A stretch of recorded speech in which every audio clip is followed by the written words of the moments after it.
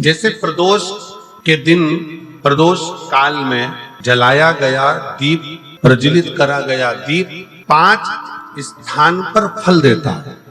अपना प्रदोष के दिन प्रदोष काल में लगाया गया दीपक 5 स्थान पर फल देता है। पहला स्थान, अगर हमको या हमारे परिवार में किसी को काल सर्प दोष है तो हमारा प्रदोष का लगाया गया दीपक कहीं पूजन मत कराओ, वो दीप जलाने से ही काल सर्प दोष समाप्त होता चलेगा। दूसरा स्थान, पितृदोष।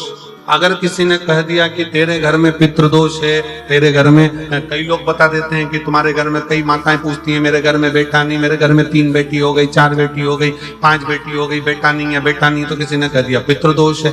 अब तुम शंकर जी की पूजन कर रहे हो, शंकर जी पे जल चढ़ा रहे हो, शिव की स्तुति कर रहे हो, तो किसी किसी की यहाँ 3 बेटियों के बाद, 4 बेटियों के बाद, एक माता ने तो लिखा है कि उसके यहाँ 2008 में उसके घर में लड़की ने जन्म लिया था, या 2008 में उसके घर में बच्चे ने जन्म लिया था, लड़की।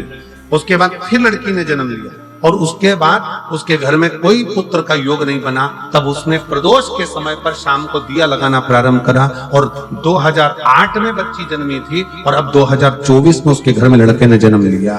कितना कितना विचित्र कर्म है, जरा विचार करिएगा कि प्रदोष काल का लगाया गया दीपक, प्रदोष काल, प्रदोष के दिन, प्रदोष काल का जो दीपदान होता है वो सरल नहीं होता, वो सहज नहीं होता, 5 स्थान की पूर्ति करता। दूसरा, पितृदोष।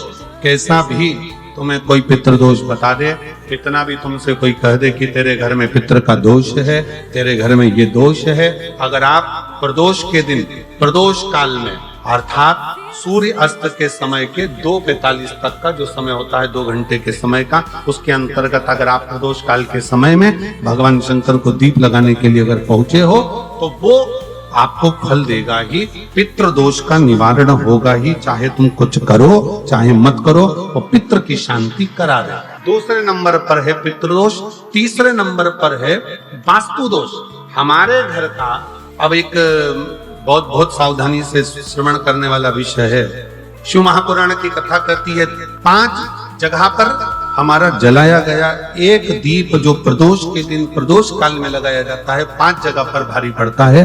तीसरे नंबर पर घर का वास्तु दोष। हमारे घर में कितना भी वास्तु दोष है, कोई ने कह दिया यहाँ बाथरूम नहीं बनना थी, यहाँ पर शौचालय नहीं बनना था, यहाँ सीढ़ी नहीं बनना थी, वो सीढ़ी वहां बनना थी, ये सीढ़ी वहां बनना थी, तुम पूरा घर तुड़वा के देख लो, उसके बाद में जैसा वास्तु वाले वैसा करा कर देख लो, उसके बाद भी तुमको शांति नहीं मिले तो समझ लेना कि तुम्हारे घर में अब वास्तु दोष तो तुमने दिखाकर समाप्त कर लिया, फिर भी वो समाप्त नहीं हो रहा, तो प्रदोष काल का लगाया गया प्रदोष के समय का दिया आखिरी में वास्तु दोष को भी समाप्त कर देता है और उसमें भी फल प्रदान करता है।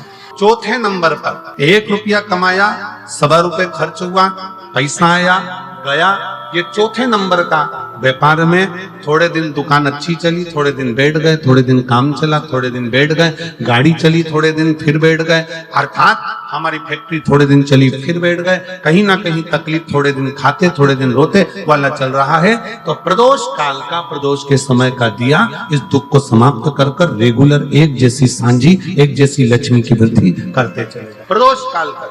और 5वें नंबर का प्रदोष काल का दिया, प्रदोष समय का दिया 5वें नंबर पर रोग का निवारण, रोग निवारण। ये 5 स्थान जो बताए गए हैं प्रदोष काल के दिन, प्रदोष के दिन दीप प्रज्वलन।